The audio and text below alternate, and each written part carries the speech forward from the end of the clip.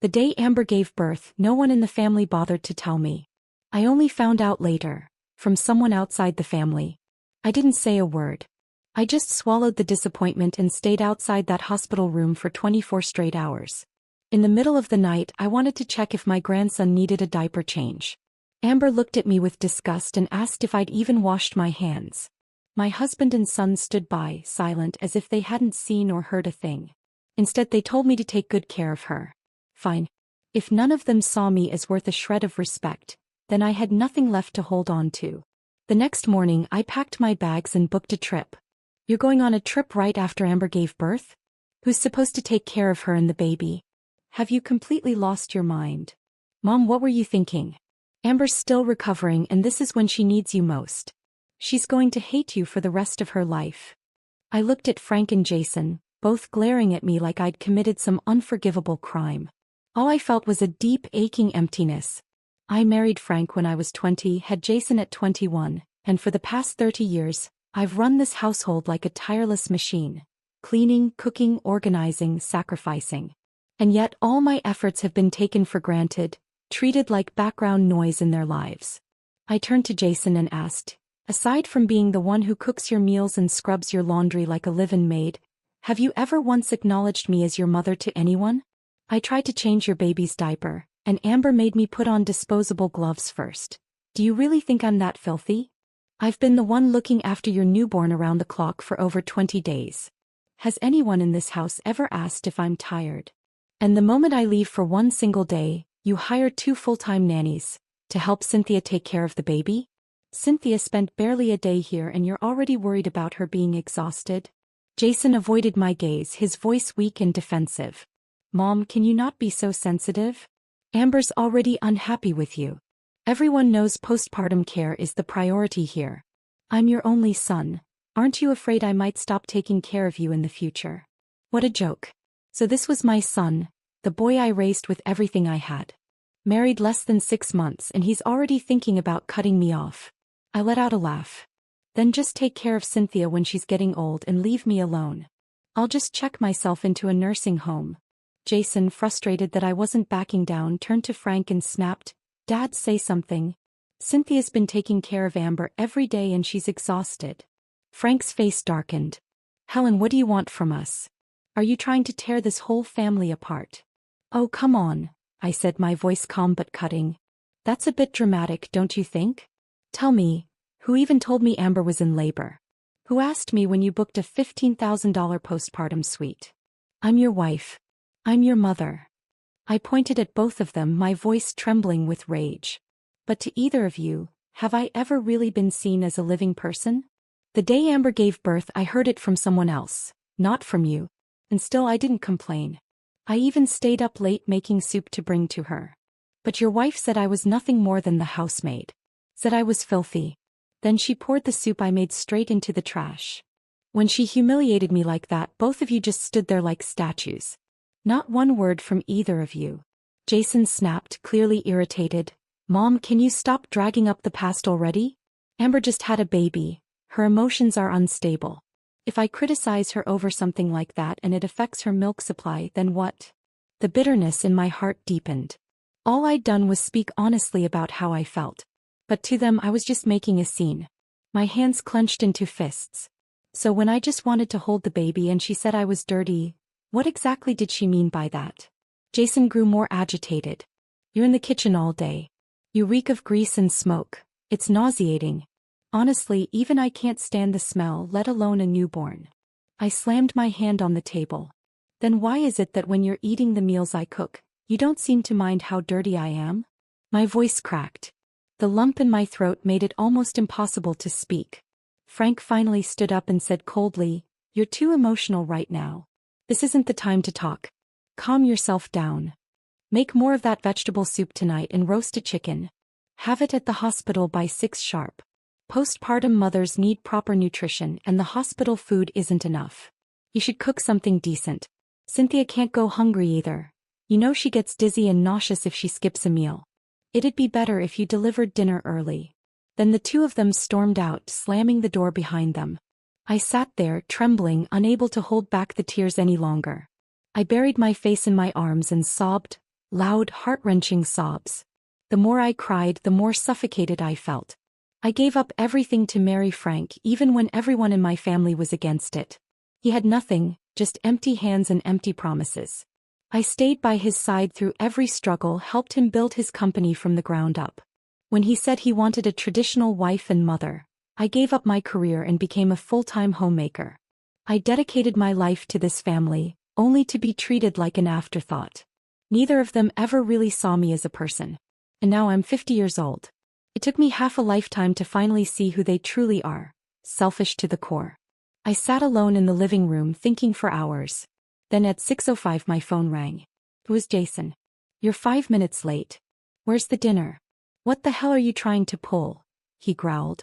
I answered quietly, calmly, "I'm your mother, not your maid." I said coldly, "If your wife didn't eat, then what the hell are you doing as her husband? What about your beloved mother-in-law? What's she doing? Are you suddenly disabled? Or are you just too damn stingy to buy your wife a meal?" Jason was stunned. He'd never heard me speak to him like that in his entire life. After a beat he snapped out of it and shouted, "You're insane. You've completely lost it. I'll have Dad talk to you." But I hung up before he could finish. Then I blocked both of their numbers. I booked a flight, 5 days from now. Then I walked into the bedroom and started packing my bags.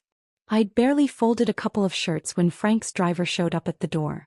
"Ma'am, there you are," he said, surprised. "Mr. Dawson's been calling you nonstop and thought something had happened. He asked me to come check on you." Right in front of me he called Frank again and handed me the phone. I didn't want to make things difficult for him, so I took the call. The voice on the other end was already brimming with irritation.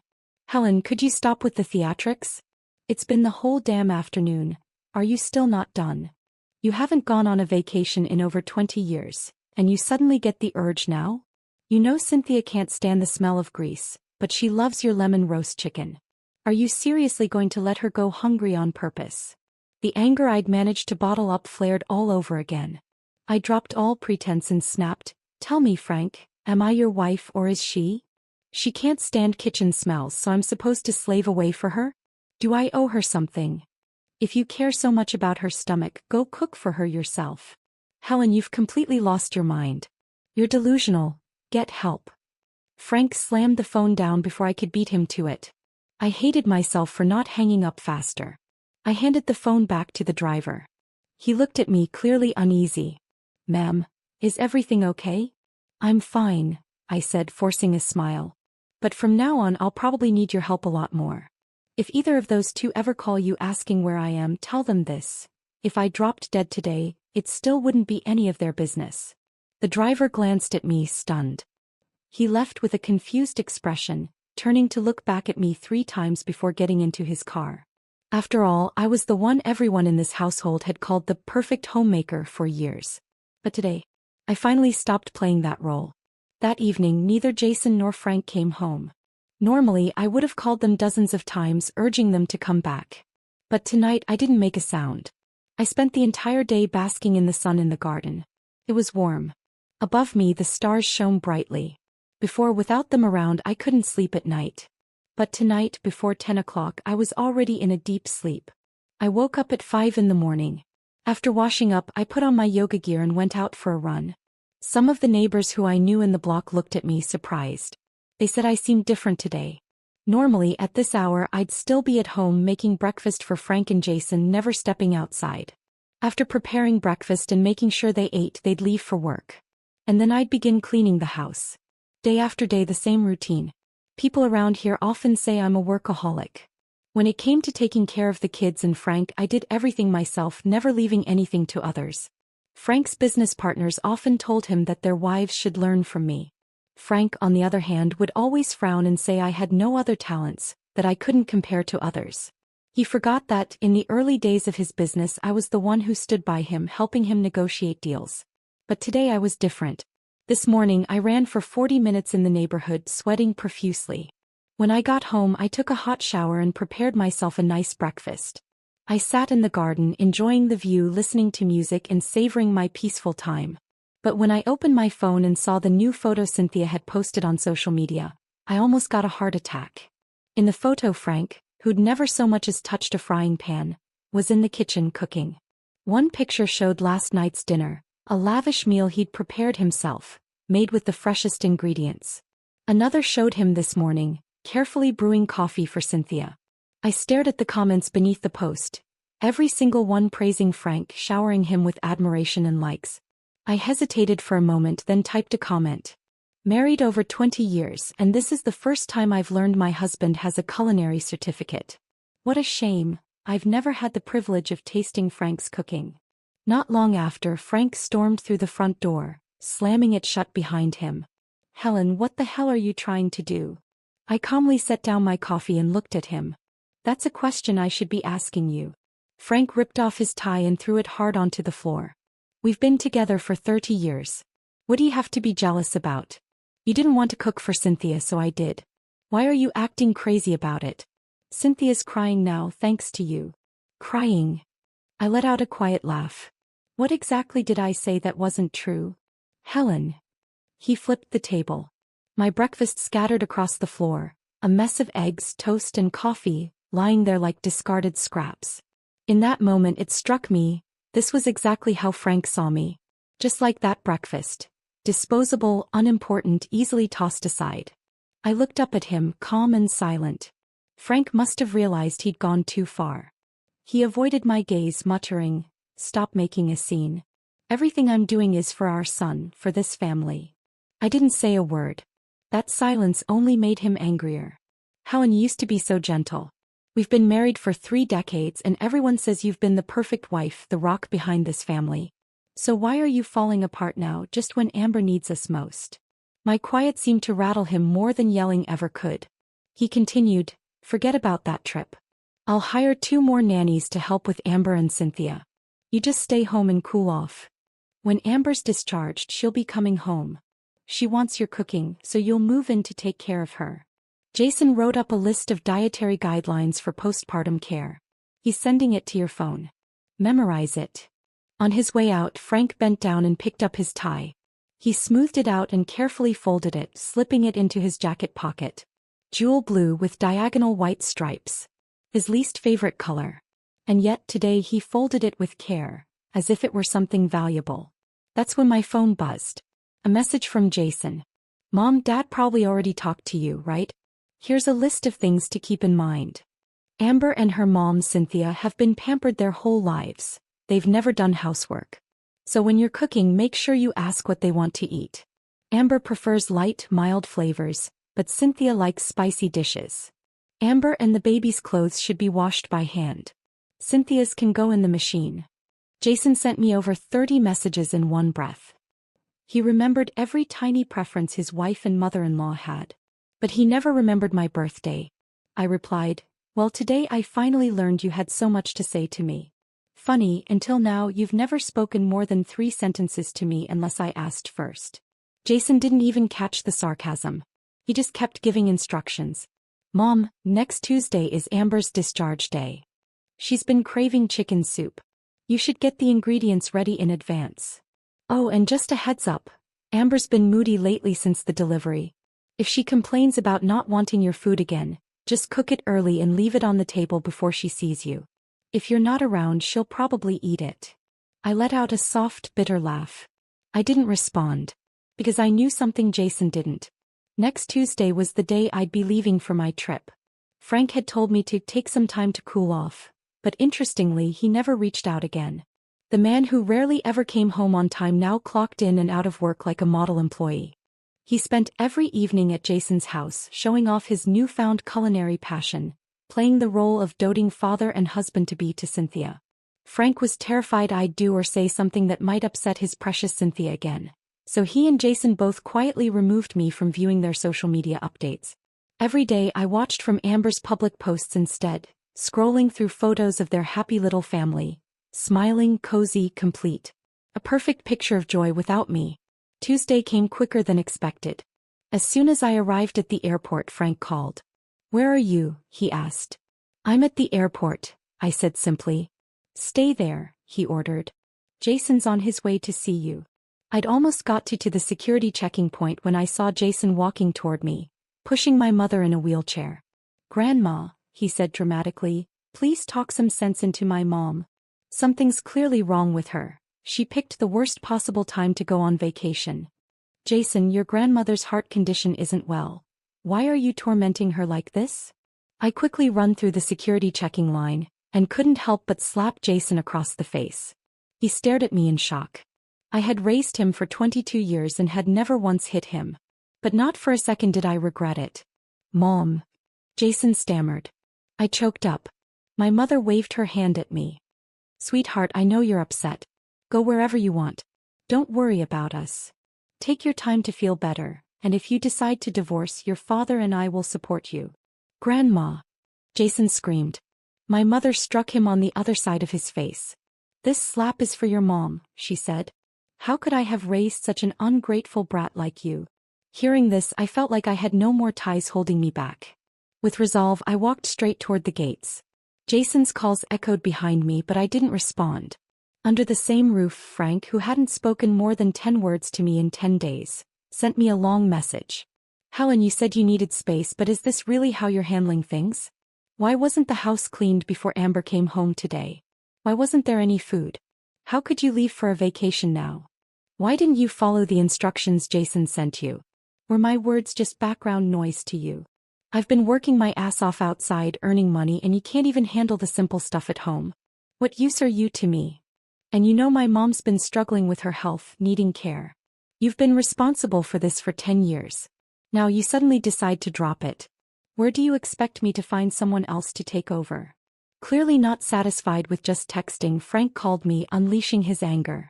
I replied, didn't you always think Cynthia would be the perfect wife? Let her take care of your mom. I've been taking care of you and this family for 30 years, and you've treated me like I'm invisible. Now that your maid is gone, you're in a panic. But let me make it clear, I am not your servant. When I hung up the phone, I felt a strange calm wash over me. I knew I was about to begin my own journey, and I wasn't going to let these people disrupt my peace. There were 2 places I had always wanted to visit in my life: a coastal town in Maine and a ranch in Montana. I'd heard the Montana plains were the most beautiful just before autumn, so I booked a vacation there, wanting to relax while the weather was still warm. I hired a local private guide to take me through the ranches and small towns, giving me a taste of the Western lifestyle and local cuisine. The air was so clean it felt like it had just been washed, and the sky stretched endlessly as though it could pull your heart wide open. Every night I went to bed at 10, falling into a deep, uninterrupted sleep until 7 the next morning. I had never slept so soundly before. This slow, peaceful life was exactly what I'd longed for when I was younger.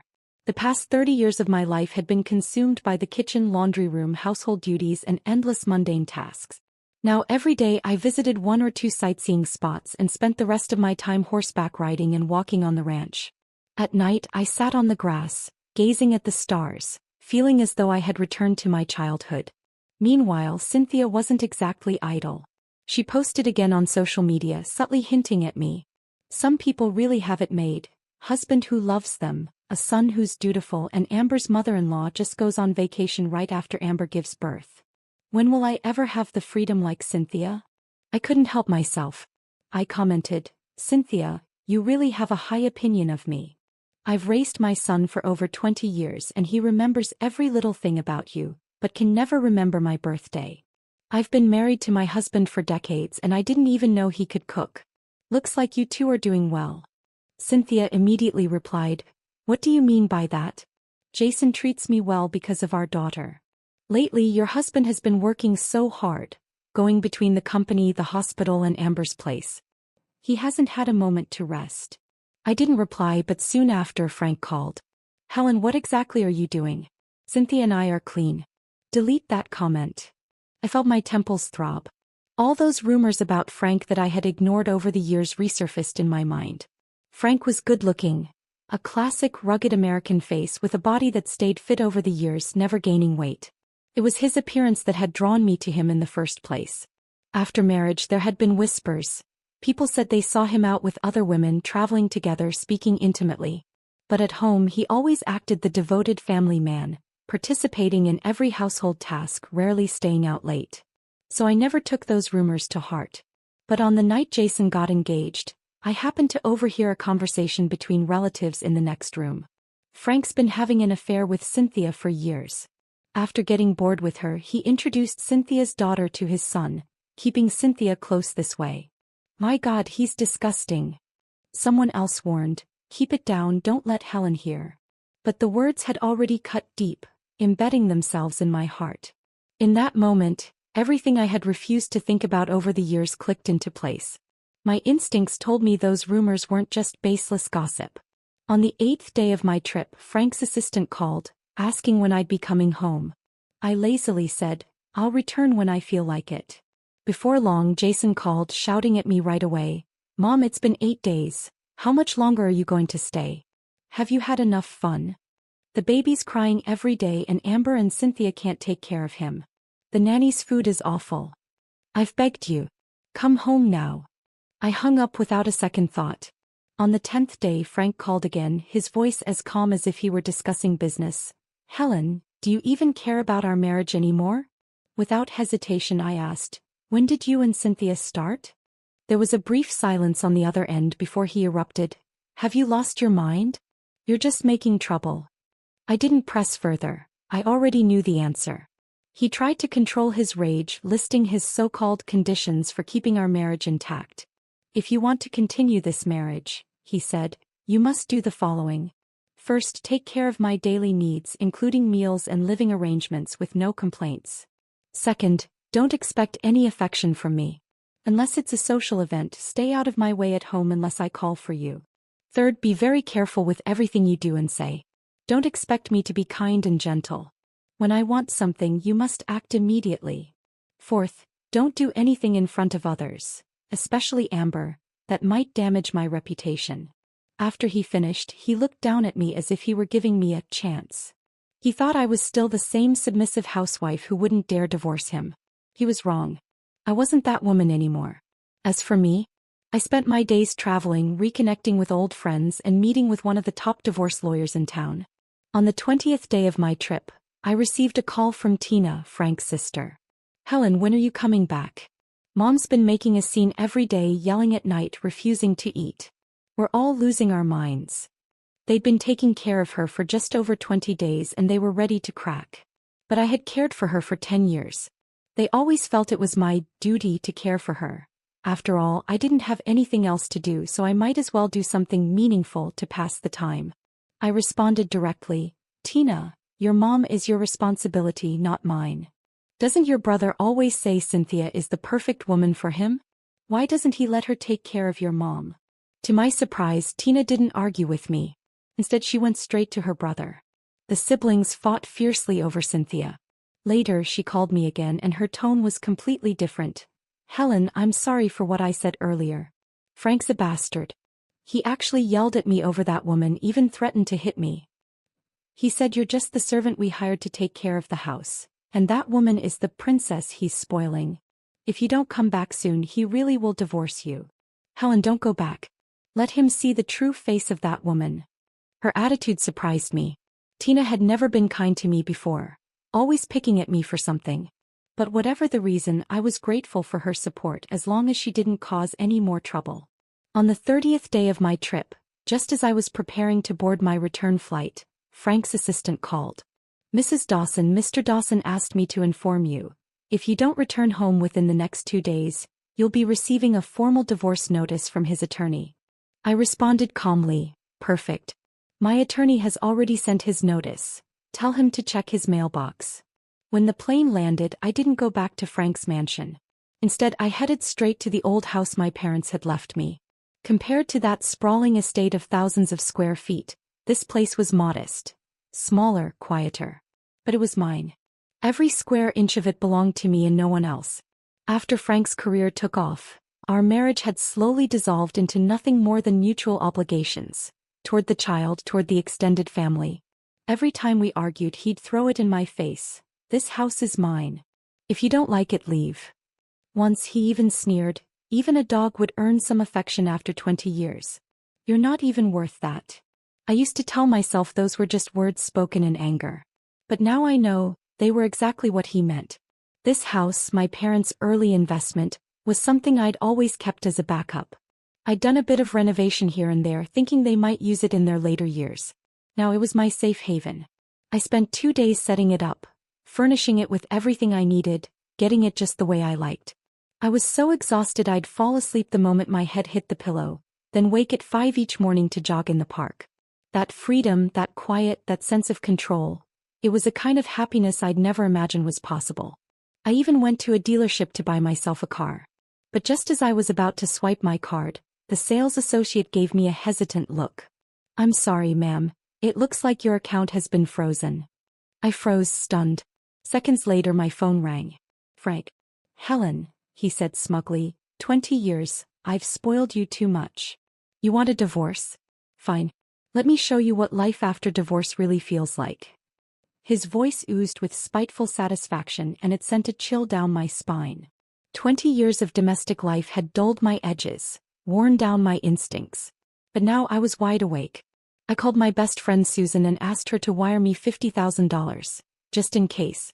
She was fuming on the other end of the line. Men. Every damn one of them turns into a bastard the second they get some money. They forget who stood by them when they had nothing. I knew something was off when Jason got married. Frank was practically falling over himself to please Cynthia. I knew he was up to no good. And now we know, they've been sneaking around all along. Frank just assumed you'd never leave him. That even if you found out, you'd choose to stay and play dumb. I sighed. I guess I was too weak for too long. Susan's voice softened. "Honey, don't beat yourself up. I've already scheduled a meeting for you with the best divorce attorney in the city. Don't worry about the money, I've got it covered. You just focus on taking care of yourself." I also told my parents everything. They didn't scold me. They didn't ask why I hadn't left sooner. All my father said was, "Don't be afraid. If you've made up your mind, then don't look back. Just keep going." That day I went to the hospital to visit Frank's mother, Diana. Just as I turned into the hallway near her room, I saw Frank and Cynthia walking out together. "Frank, your mom's mattress is too firm. It's giving her pressure sores," Cynthia said, tugging off her gloves as she spoke. "I just treated them a little, but you really need to tell the caregiver to be more attentive. She's too old to handle this kind of discomfort." Frank looked touched, gently holding her wrist. "You've been amazing. Really. If Helen doesn't come back soon, I'll make sure she sees everything you've been doing." Cynthia gave him a soft smile. "Helen's not had it easy either. I've already told Amber not to be too hard on her." Frank's face instantly hardened. "Don't mention her to me. Only you and Amber have the heart to be kind. Anyone else would have given up on her long ago. She's just spoiled because I indulged her too much." I stood around the corner, the chill in my chest spreading deeper by the second. Then, as if nothing had happened, I heard Frank say casually, "Anyway, let's not talk about unpleasant things. Here's a check for $20,000. Pick out something nice for Amber and yourself. You've worked hard lately." I nearly laughed aloud. So that's how he valued us. I took care of him, our son, his mother, for years. He'd give me no more than $3,000 a month as spending money, while still expecting me to run errands for his aging mother. And Cynthia? She spends 15 minutes in a hospital room and walks away with 20 grand. Every time I wanted to buy something for myself, he'd say I was being wasteful. I didn't go in. I turned around and went home instead. On the way, I called Susan and asked her to help me contact some second-hand furniture and luxury consignment services. It was time to clear out everything in that house that belonged to me. By the time I got home, Susan was already there. She saw the boxes in my hand and asked, "You're really doing this? Selling everything?" I nodded. Out with the old, in with the new.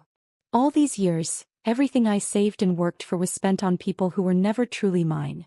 Frank cared more about appearances than anything else. He used to say he fell in love with me at first sight, because I was attractive. Even after becoming a housewife, I never stopped taking care of myself. I stayed in shape, kept my appearance polished.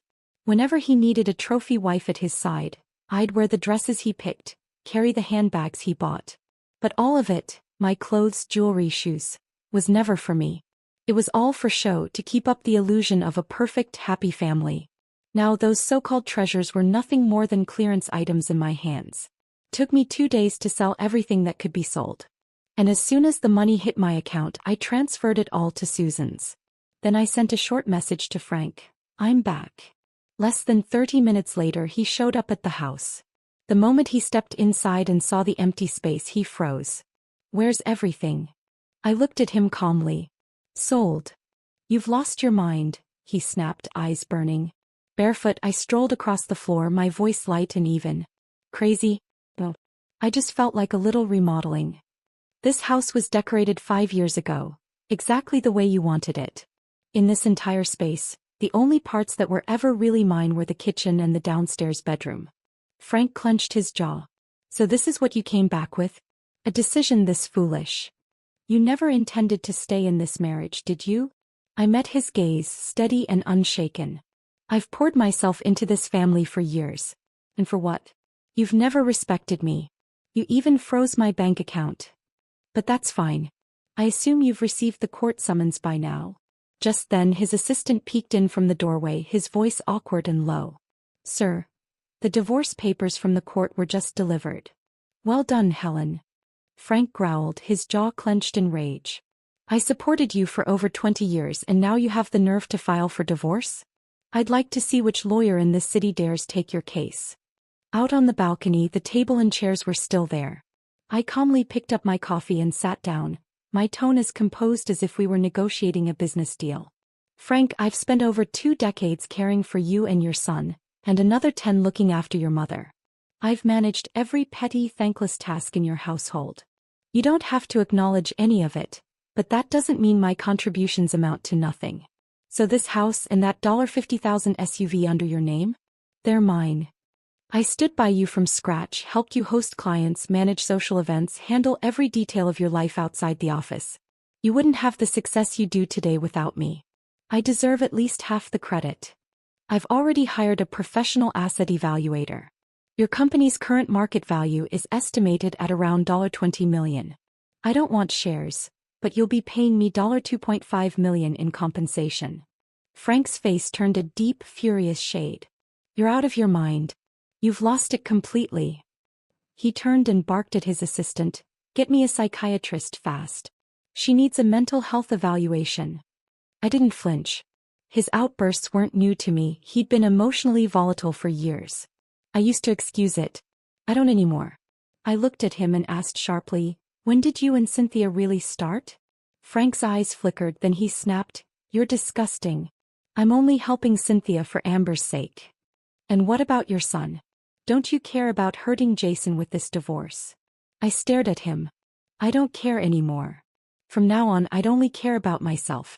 Frank still naively believed this was just another emotional outburst, that if he waited a few days I'd calm down and cave like I always had. But divorce has a way of revealing someone's true nature, and I had seen enough. When I heard he was spreading word about getting me a psychiatric evaluation, I knew I couldn't take any chances. I was genuinely afraid he might try to have me institutionalized just to silence me. So the next day I officially moved back into my own house and installed a full smart home surveillance system. I told my brother Mike, if you don't hear from me for 24 hours, call the police immediately. We had once been husband and wife, but now I had to think like a survivor. The court hearing was set for 2 months later. I told Frank clearly, he should accept reality and agree to my terms. That way we could part with dignity. He didn't reply. But Jason was the first to retaliate. He went straight to my mother and erupted in a tantrum. Grandma, how does she even have the nerve to come back? Amber just gave birth and she went off on vacation for a month. She didn't even come visit. And now she wants to divorce my dad? She wants to take over $2 million. Everything in that house is because of my dad's hard work. She spends his money every month and now wants part of his assets? What else does she even know how to do besides cooking and laundry? She's nothing but a glorified maid. She contributes nothing. And now she's hiding from me. Well, you can tell her I won't let her take a single dime from our family. If she crawls back home and resumes her duties, maybe I'll consider giving her a small allowance. He hadn't even finished when Mike stepped in and kicked him straight to the ground. You ungrateful little bastard. Mike roared. How dare you insult your mother like that? After everything she's done for you, this is how you repay her? My 6-foot-tall son stumbled, caught off guard, hitting the floor. He tried to put on a tough face but didn't dare fight back. She chose that life. I never forced her, he muttered defiantly. Bullshit. Mike snapped, boiling with rage. Listen to me, you only matter to this family because of your mother. Without her you're nothing. Not even worth a damn. Get the hell out. Jason scrambled to his feet, face flushed and humiliated. As he reached the door he saw me standing there. His expression changed instantly, he shifted from arrogance to pitiful dramatics in seconds. Mom. Uncle hit me. He should have hit you harder. Jason stared at me, clearly confused by my words, until another slap landed across his face. This time I used every ounce of strength I had. He staggered back, stunned, clutching his cheek. Mom, you actually hit me? I looked him square in the eye, my voice cold and steady. That's what you owed me. And from this day on I'm severing all ties with you. I am no longer your mother. Jason's face contorted in fury. He pointed a trembling finger at me. Fine. You'll regret this. In his mind, my so-called regret would probably come the moment Frank agreed to divorce me. But he had no idea. I'd never feared this moment. Not for a second. Outside the courthouse, Frank stood looking at me with a conflicted expression.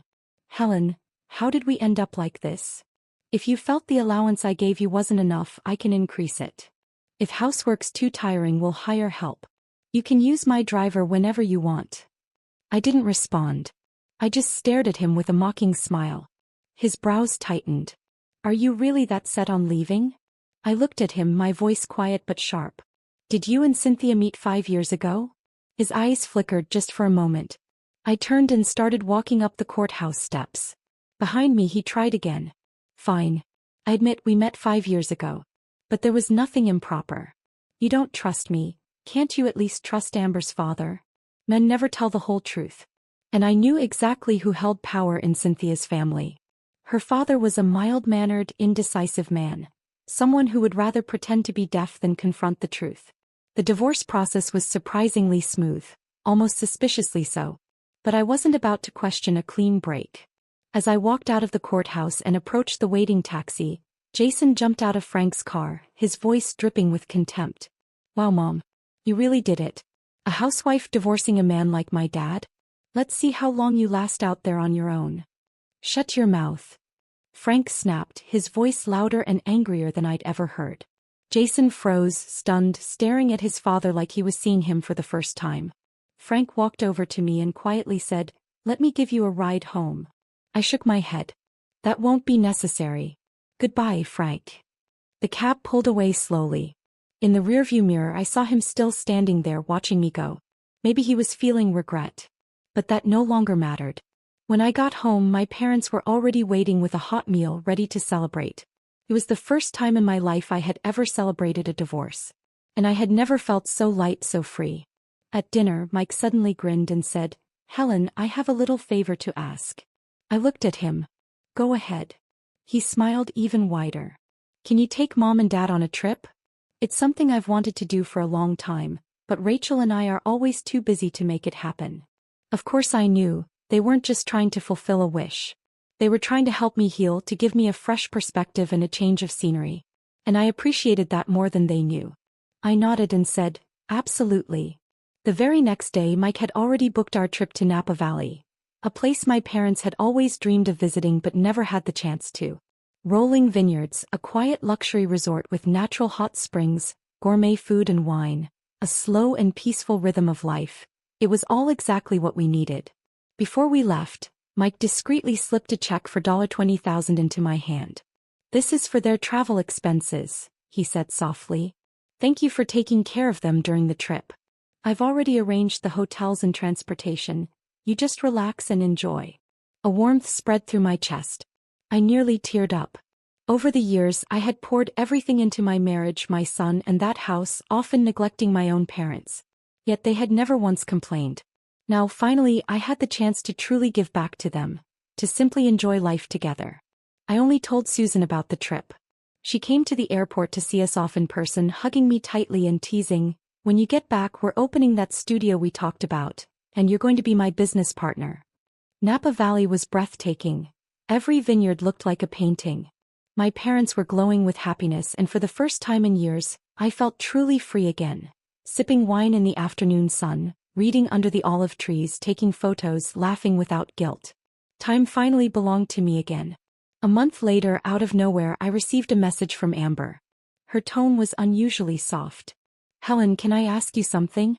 What's going on between Frank and my mom, really?"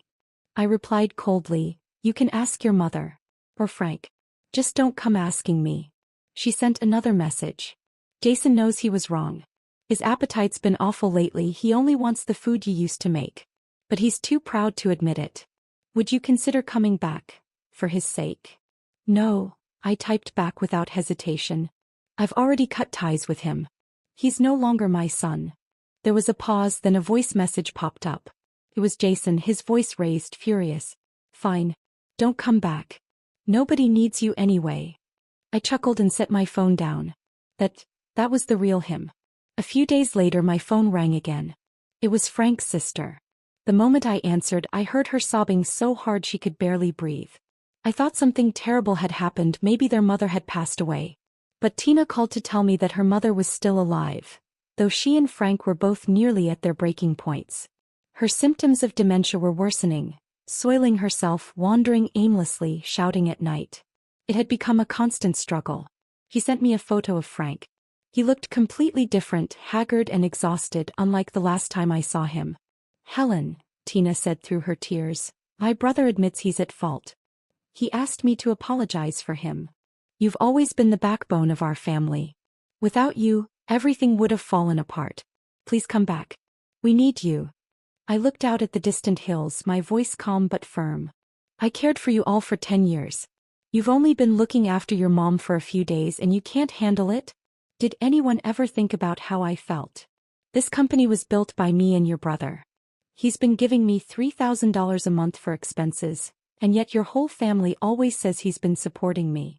When Cynthia visited your mom in the hospital, Frank gave her a check for $20,000.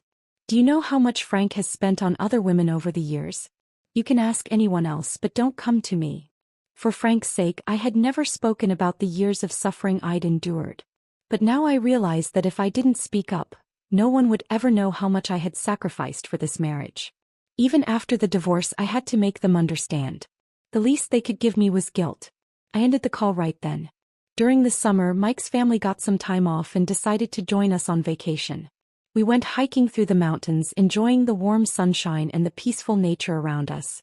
Meanwhile, Frank and Jason's lives had turned into utter chaos. Cynthia moved into Jason's luxury apartment, spending her days either at the spa or shopping, completely ignoring anything related to the household. Amber would ask her for help with the kids, but every time she did, Cynthia would complain about feeling unwell and refuse to help. When asked to buy anything, she'd say she didn't have the money. Jason, helpless, hired a nanny, but Cynthia always found something to complain about. She thought the nanny's salary was too high and that the nanny ate more than she did, constantly watching her like a thief. The most ridiculous thing happened when Jason's baby turned 3 months old. Cynthia, without thinking, gave the baby egg yolk. When Jason found out, he was furious. The baby had an allergic reaction and had to be hospitalized. When the doctor asked about the incident, Cynthia blamed the nanny, accusing her of not watching the child carefully enough. The nanny, livid, quit on the spot. Jason and Amber had a huge argument. Amber tried to defend her mother, but Jason had had enough. He threatened that Cynthia would never step foot in their house again. "If anything happens to the baby, I'll go after your mother." Cynthia went running to Frank, crying, but he turned around and scolded Jason. Then, incredibly, Cynthia and her husband moved into my house. Her husband, though occasionally acting like a man, at least returned home for meals and could cook. But Cynthia didn't care about the house. She ignored everything. Frank had severe stomach issues, but Cynthia, who couldn't live without spicy food, tossed his stomach medication aside like trash. Frank still tolerated it. Until one day when Frank had to go on a business trip and Tina had something else to handle, leaving her mom in Cynthia's care for 2 days. Frank's mother, who suffered from dementia and was also paralyzed, couldn't care for herself. On the first day, Cynthia called a caregiver to handle the situation when her mother-in-law had an accident in bed. She refused to clean it up herself. On the second day, Cynthia spent all her time on her phone, completely neglecting Frank's mother. The poor woman tried to get out of bed on her own, but she fell and couldn't move, screaming in pain. The incident caught the attention of the neighbors, and the social services department was notified. When Frank found out, he rushed home, but Cynthia continued to deflect blame, saying she didn't expect his mother to move suddenly. She even tried to justify herself to Frank, saying, "I've never cared for a sick person. I have no experience. I couldn't take care of her." When Frank told me about this, I didn't react. This was the first time in over 20 years that Frank had put aside his pride and came to apologize. "Helen, I really know I've made a mistake. Please forgive me. Can you come back?" At that moment, Jason, sobbing uncontrollably, said, "Mom, I'm sorry. I realize now without you this family can't run." My parents, sitting beside me, looked at me with concern, afraid that I would jump out of one fire only to fall into another. My mind was clear. "You don't want me back, you just want your maid. If I go back, give it 2 months at most and everything will return to the way it was." Frank and Jason swore they had truly changed. But I didn't waver. One was in his 20s, the other in his 50s, time to wean them off dependency. I suggested they hire a professional housekeeper. So they did. Without Cynthia's interference, the nanny took good care of my grandson. But Amber and Jason began to grow distant. The smallest disagreements would spiral into fights. Frank decided to ask Cynthia to move out. He began remodeling the house entirely based on my preferences. "Helen," he said, "I was blind before. That money I gave to Cynthia, I'm taking it back. From now on, you handle the household finances. I've already unfrozen your accounts. I wired you $1 million. Spend it however you like." So I remained unmoved. Mike nudged me on the side, half joking, half serious. "Helen, don't you dare go soft. I had already given the best 20 years of my life to that household. Whatever time I had left, I was going to make it mine. Bold, vivid, uncompromising. Marriage? Once is enough to learn your lesson." I had no intention of jumping back into that fire. My parents saw how firm I was and they were finally at ease. Our time away had been beautiful, but it was time to head home. Frank and Jason somehow found out our flight details. They showed up at the airport in suits, holding bouquets, trying to put on their best act. Jason ran up to me, teary-eyed, and hugged me tight. "Mom, I'm sorry. I really mean it this time. You did everything for me and I just took it for granted." Frank followed with a low voice. "If you've come home, then come home for real. From now on, you make the rules." I took the flowers, but I didn't go with them. Jason, confused, asked, "Mom, we've both apologized. It's been over half a year since you started this whole drama. How long do you plan to keep it going?" And just like that, there it was. The mask slipping off. That was the real him. Thankfully, I'd never placed my hopes on their apologies. I tossed the flowers into the trash and pushed my parents toward Susan's car. Mike turned to Jason. "You idiot. If you really understood what you did wrong, you wouldn't talk to your mom like that." Then he pointed at Frank. "And you, thinking she's just gonna come back to cook and clean for you again? Dream on. Don't forget, we only ever tolerated you two because of Helen." Frank and Jason didn't get their wish. Later, I heard they both lost their tempers on the ride home. And then not long after, Cynthia showed up at Jason's place. She casually helped herself to Amber's designer dresses and outfits. "You just had a baby," she said to Amber. "Your figure's not back yet. What's the point in keeping these? I'll put them to better use. Besides," she added, "Jason has money. If you want more, just buy new ones." Jason walked in while she was still bagging up Amber's things. Furious, he kicked both Amber and Cynthia out. Cynthia ran crying to Frank for help. He ignored her. Even Amber tried to talk to him, but Frank wouldn't meet with her either. Eventually, Frank got the money back. The full $500,000 he had given Cynthia. Because that's what men like him do. I scrimped and saved inside the home and he spent money on other women like water. And yet Frank thought this was some grand gesture. "Helen," he said, "I made good on my promise. I was blind before. These few months apart made me realize, only you hold this family together. Please, come home." I looked at him and replied evenly, "I gave the best years of my life to you. The rest of it, I'm investing in myself. I already made the choice to leave. That door won't reopen. You can ask me 1,000 times, the answer will never change." On New Year's Day, Susan and I officially opened our studio. That night we sat in the garden, sipping champagne, music playing softly, fireworks blooming across the city skyline. She raised her glass with a smile. "Congratulations on finding yourself again. May the rest of your life belong only to you. I clinked glasses with her, smiling in silence. Thanks to Susan's connections, the studio grew steadily and we landed our first clients quickly. Meanwhile, Jason and Amber reconciled. They reached a new agreement. Amber could visit her family, but no one else would interfere in their home again.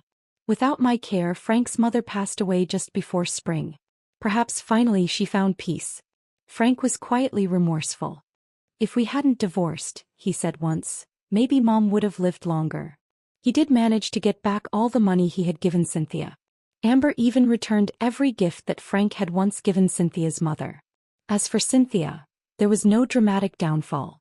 But she did fall seriously ill.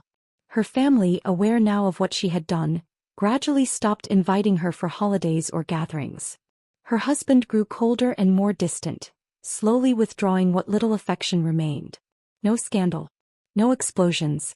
Just a slow, suffocating kind of isolation.